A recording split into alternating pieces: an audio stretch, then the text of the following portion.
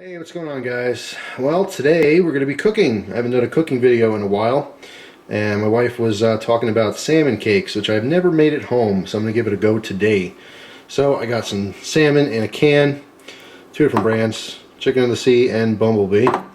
I got 2 peppers, a red and a green bell pepper. We got 2 eggs, an onion, 2 tablespoons of butter. I have some mayo, and also we're going to use crackers instead of breadcrumbs. And on the side, we're going to have asparagus. So that you just basically cook how you want. That'll be our side dish, our side veggie. Alright guys, first step I'm going to do is crush the crackers. If you buy them in the sleeve like this, you can crush it right in the sleeve. Alright, no wrong way to do this. I'm using this as a bread substitute. And I'm kind of winging the recipe a little bit because usually you'd have a proper proportion. But I'm going to use 2 cans of salmon. So basically, I'm using 1 sleeve. If I need more, I can always add more. Alright, let's compare the bumblebee pink salmon to the chicken of the sea pink salmon. There's the bumblebee, and there's the chicken of the sea. I don't know what looks more appetizing. I don't know. Let's get these out in a bowl. Because I mentioned that these come with bones in it. And the skins. Okay. Now the bones, they can be eaten. They're completely cooked. All right, so they kind of crumble. It can add a slight grittiness to it if you really want to take the time to try to get the bones out. That's up to you. But with the canned stuff, it's kind of a lost cause. But you know, whatever. So here's the salmon.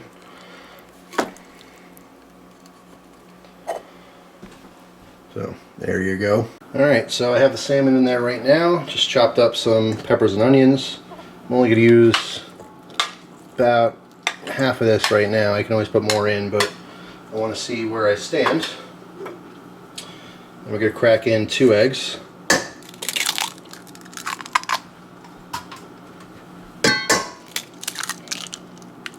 Okay. And we're going to put in a little bit of mayo.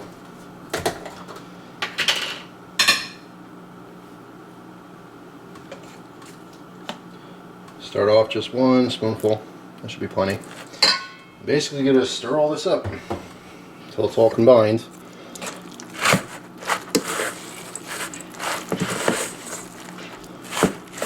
Very difficult to do behind the camera. Alright, so I ended up adding another half of a package of those crackers. And I also threw in another egg and the butter, because I forgot the butter before. So I just basically cut that into little pats and mixed it all in. So now we have a consistency that I'm looking for where I can create like a cake. Alright, so it was 2 full cans of salmon, 3 eggs, and about a package and a half of those crackers. And the peppers happened to work out fine. It was about 3/4 of a red bell and 3/4 of a green. And then the onion, it was a pretty big onion, so I only used about half of it. Alright, so make sure your hands are nice and clean. Grab yourself a nice little chunk, a little more than that. Alright, we're going to form kind of a ball to start off and flatten it. Alright, then you want to push your sides in to create a cake. Okay, just like a crab cake. Alright, just like that. Alright, so I'm basically going to do that with the rest of this mix. I actually made a lot of it, so I might actually have to save some of this to cook another time. We'll see. But I'll get back with you when I'm ready to cook these in the pan. Alright, so these have been cooking for a couple minutes. I'm going to gently flip these over. I did hit the tops with a little bit of smoked paprika, just because that's an awesome flavor. A little last second additive there. What you want to do is I use a spoon. Just make sure that you flip these. You can kind of squish them down a little bit. It just helps you to get that spatula underneath there.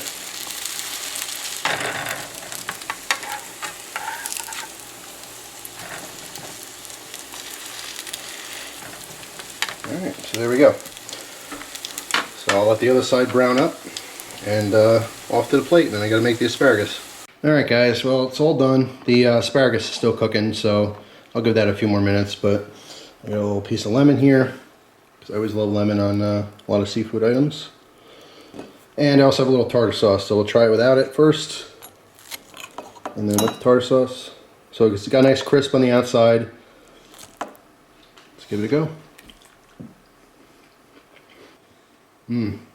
That's delicious. The salmon's just nice and kind of a light taste. It's not overly fishy at all. You get crispiness from the crust that you create on the outside by browning it, but also the vegetables. The vegetables don't cook all the way through, so they still have a nice little bite to them. Let's try a little bit with the tartar sauce here.